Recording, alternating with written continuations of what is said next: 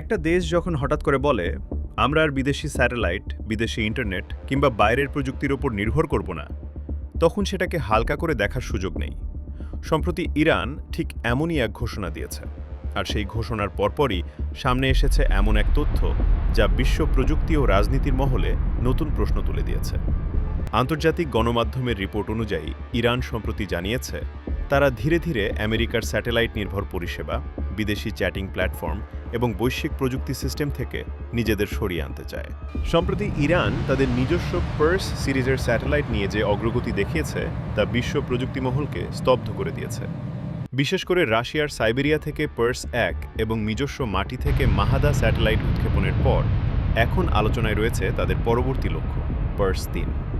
বিশ্লেষকদের মতে এটি কেবল একটি সাধারণ জিপিএস স্যাটেলাইট নয়, এটি ইরানের নিজস্ব নেভিগেশন এবং ইমেজিং সিস্টেমের মেরুদণ্ড।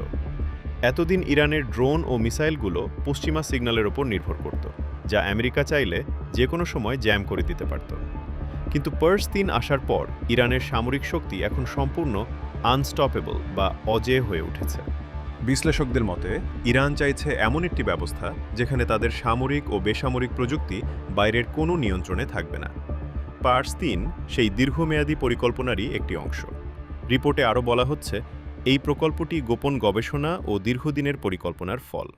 এ ধরনের স্যাটেলাইট তৈরি করতে যে প্রযুক্তিগত দক্ষতা দরকার তা শুধু অর্থ নয়, মানব সম্পদ ও বৈজ্ঞানিক সক্ষমতারও প্রমাণ।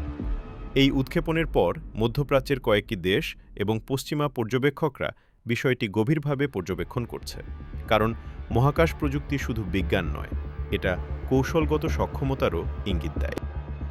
পশ্চিমা গোয়েন্দা সংস্থাগুলোর দাবি ইরান তাদের এই স্যাটেলাইট প্রযুক্তির সিংহভাগ কাজ সম্পন্ন করছে পাহাড়ের কয়েকশো ফুট গভীরে তৈরি অত্যন্ত সুরক্ষিত ল্যাবে, যেখানে ড্রোন বা স্যাটেলাইট হামলা চালানো অসম্ভব। হাজার হাজার তরুণ ইরানি প্রকৌশলী দিনরাত কাজ করছেন নিজস্ব ন্যাশনাল ইনফরমেশন নেটওয়ার্ক তৈরিতে।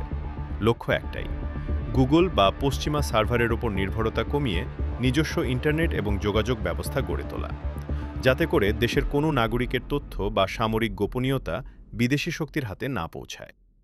ইরানের এই সাফল্যে বড় অনুঘটক হিসেবে কাজ করছে রাশিয়া ও চীনের প্রযুক্তিগত সহায়তা। আন্তর্জাতিক বিশ্লেষকদের মতে ইরান এখন এমন এক অ্যান্টি জ্যামিং প্রযুক্তি তৈরি করেছে যা শত্রুপক্ষের স্যাটেলাইট নজরদারিকে অন্ধ করে দিতে সক্ষম। অর্থাৎ পারস্য উপসাগরে ইরানের কোনো গোপন মুভমেন্ট যদি মার্কিন স্যাটেলাইট ট্র্যাক করতে চায়, তবে উন্নত ইলেকট্রনিক ওয়ারফেয়ারের মাধ্যমে সেই সিগন্যালকে ব্লক করে দিতে পারে তেহরান। প্রযুক্তিগত এই লড়াই এখন আর শুধু মাটিতে সীমাবদ্ধ নেই, এটি পৌঁছে গেছে সরাসরি মহাকাশে। ইরানের এই ডিজিটাল জিহাদ সফল হলে এটি হবে মুসলিম বিশ্বের জন্য এক অভাবনীয় নজির। নিজের পথ নিজেই তৈরি করার এই অদম্য জেদ প্রমাণ করে যে প্রযুক্তিগত উৎকর্ষতায় ইরান এখন আর কারো দয়ার উপর নির্ভরশীল নয়। পার্স 3 উৎক্ষেপণের মাধ্যমে তেহরান স্পষ্ট বার্তা দিয়েছে, মহাকাশে এখন এক নতুন শক্তির রাজত্ব শুরু হয়েছে। আপনার কি মনে হয়, ইরানের এই ডিজিটাল স্বাধীনতা কি মধ্যপ্রাচ্যে দীর্ঘস্থায়ী শান্তি আনবে, নাকি এটি নতুন কোনো সংঘাতের শুরু? কমেন্টে আপনার মূল্যবান মতামত জানান। আর প্রতিনিয়ত এই ধরনের ইনফরমেটিভ ভিডিও পেতে চ্যানেলটি সাবস্ক্রাইব করতে ভুলবেন না। পরবর্তী ভিডিওতে আমরা ফিরব আরও নতুন একটি গুরুত্বপূর্ণ ভিডিও নিয়ে। ধন্যবাদ।